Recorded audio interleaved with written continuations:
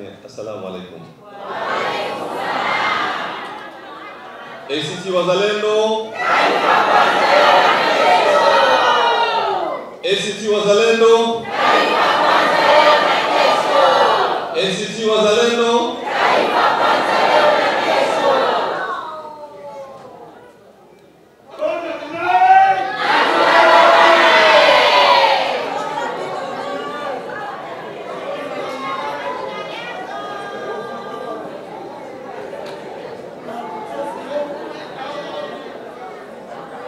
Ndugu zangu mliopo katika ukumbi huu, mimi ndugu yenu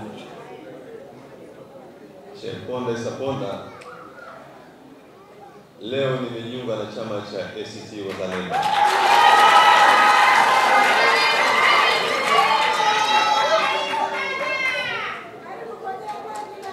Lengo hasa ni kuhakikisha tunapata utawala wa sheria na uchaguzi huru na wa haki.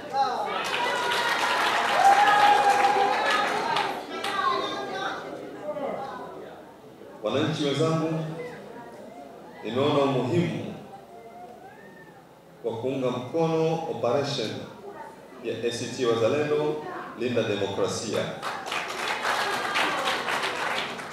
Operation ambayo inalenga kurejesha haki, uwazi na usawa katika michakato ya uchaguzi nchini kwetu Tanzania.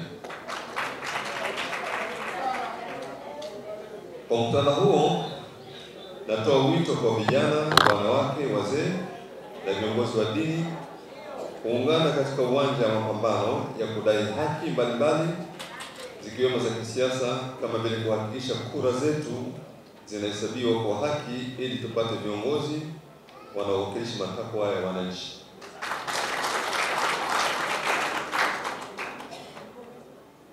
Ndugu zangu, mimi naamini amani ya kweli haiwezi kustawi pale ambapo kura zinaibwa, sauti za wananchi zinakandamizwa na sheria zinatumika kuwanyamazisha wale wanaosema ukweli.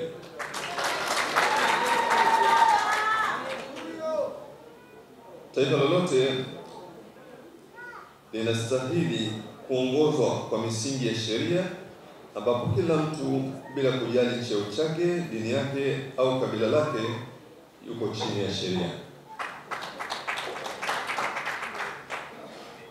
Sheria inapaswa kuwa kinga ya haki za binadamu, si chombo cha kuwatesa wananchi.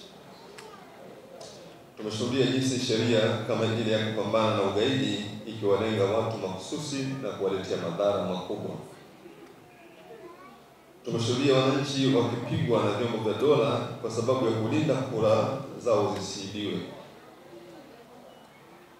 Tumeshuhudia wananchi wakipigwa na vyombo hivyo kwa madai ya kwenda mahakamani kusikiliza mashauri ya viongozi wao.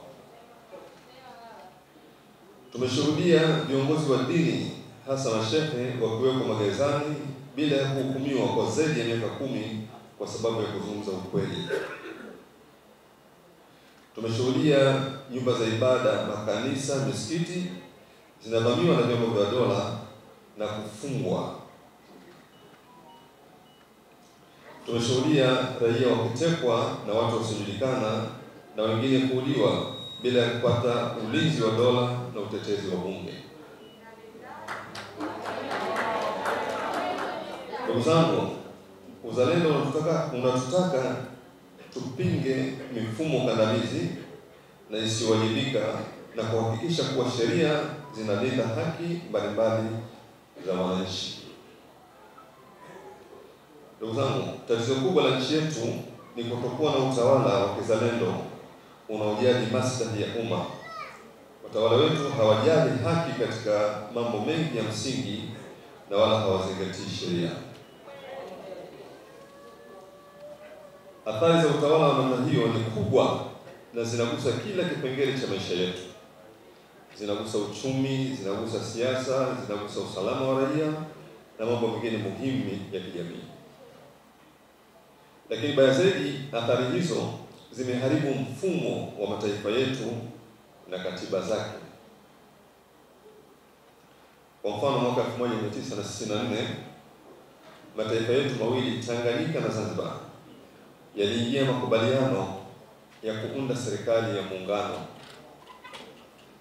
Makubaliano yalikuwa Tanganyika itasarenda baadhi ya mamlaka zake na Zanzibar itafanya hivyo. Zile mamlaka zilizotolewa na kila upande ndizo zitakazotumika kuunda serikali ya muungano, na Tanganyika na Zanzibar kila moja zinabaki hai na mamlaka zake. Lakini leo tunashuhudia muungano wa serikali mama ya Zanzibar na mtoto wake serikali ya muungano, lakini mzazi mwingine ambaye ni Tanganyika hajulikani alipo.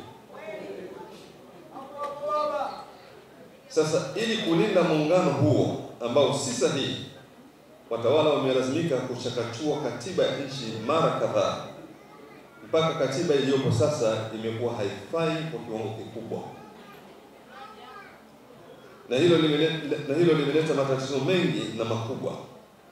Kwa mfano, leo hii Wazanzibari wanalalamika kuwa mabadiliko hayo yametumika kuhamisha sehemu kubwa ya mamlaka na uchumi wao na kuchukuliwa na Tanganyika iliyopo mafichoni. Mfano mwingine, leo hii kuna baadhi ya Watanganyika wanamtazama Rais Samia Suluhu Hassan kama Mzanzibari anayetawala Tanganyika iliyopo mafichoni.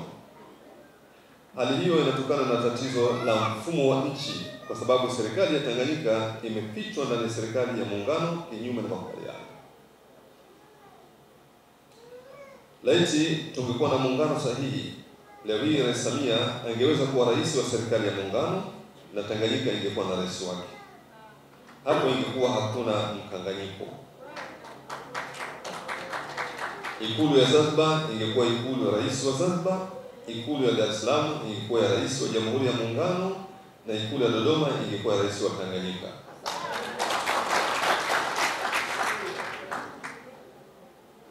Ndio maana ninachokusudia kuonyesha katiba yetu imevurugwa ili kulinda mfumo huo mbovu wa taifa uliopo.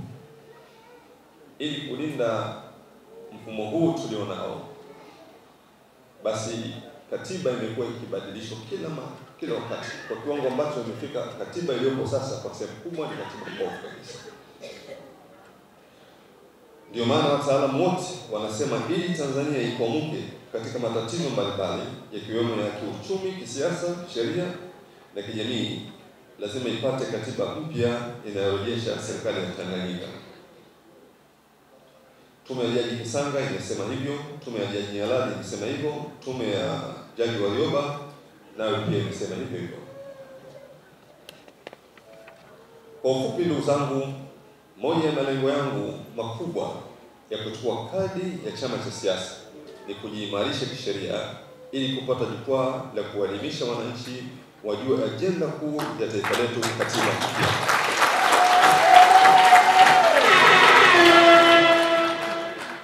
Na vile vile kuhamasisha wapiganie mambo ya msingi katika taifa lao. Ndugu zangu mnaonisikiliza, mapambano ya kudai haki si ya mtu mmoja wala chama kimoja, bali yanahitaji umoja wa wapigania haki wote, wale walioko katika vyama vya siasa, viongozi wa dini na kila Mtanzania anayejali mustakabali wa taifa letu. La mwisho ambalo ni muhimu ni viongozi wa dini kushiriki siasa. Uwepo wao katika vyombo vya maamuzi ni jambo muhimu sana.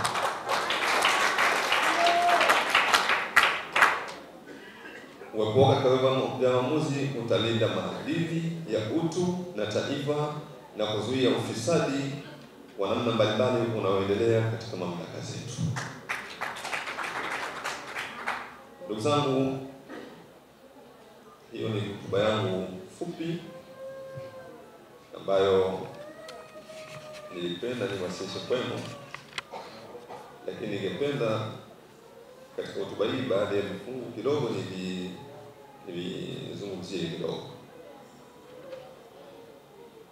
Vifungu vinasema sheria inapaswa kuwa kinga ya haki za binadamu, si chombo cha kuwatesa wananchi.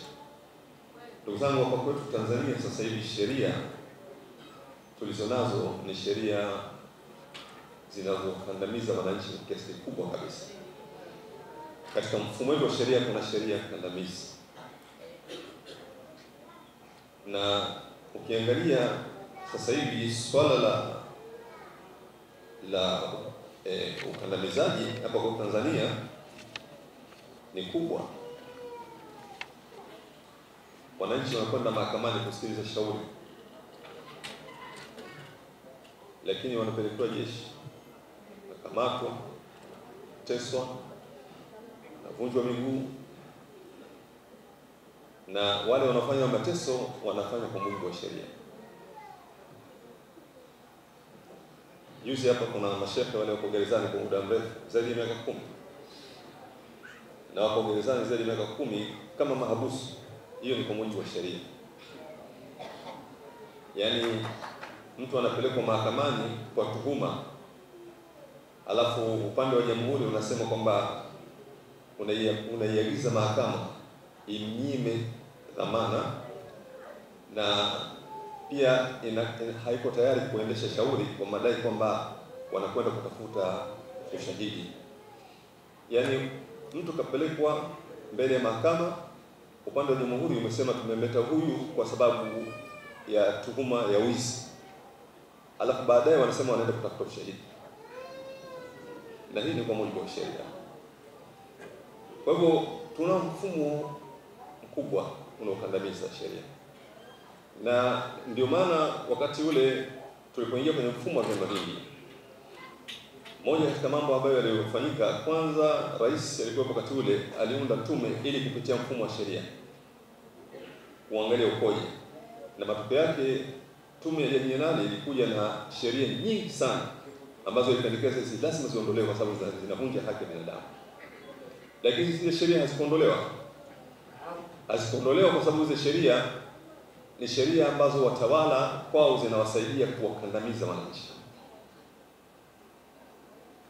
Kwa hivyo ndugu zangu, swala la katiba mpya, hiyo ndio ajenda kuu.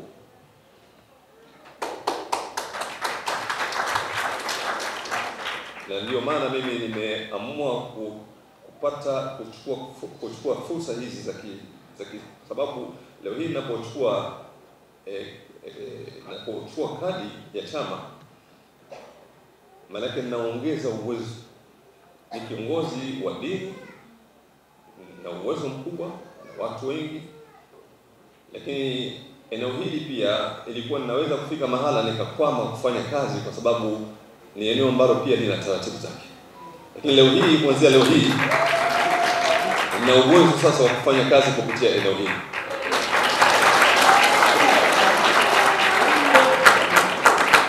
Leo hii kwa kuchukua kadi ya kisiasa inaniunganisha na watu kama kina Peter Madeleka, inaniunganisha na watu wengine chungu nzima ambao sasa tukiunganisha nguvu tunaweza kabisa kuleta mabadiliko ya shirika.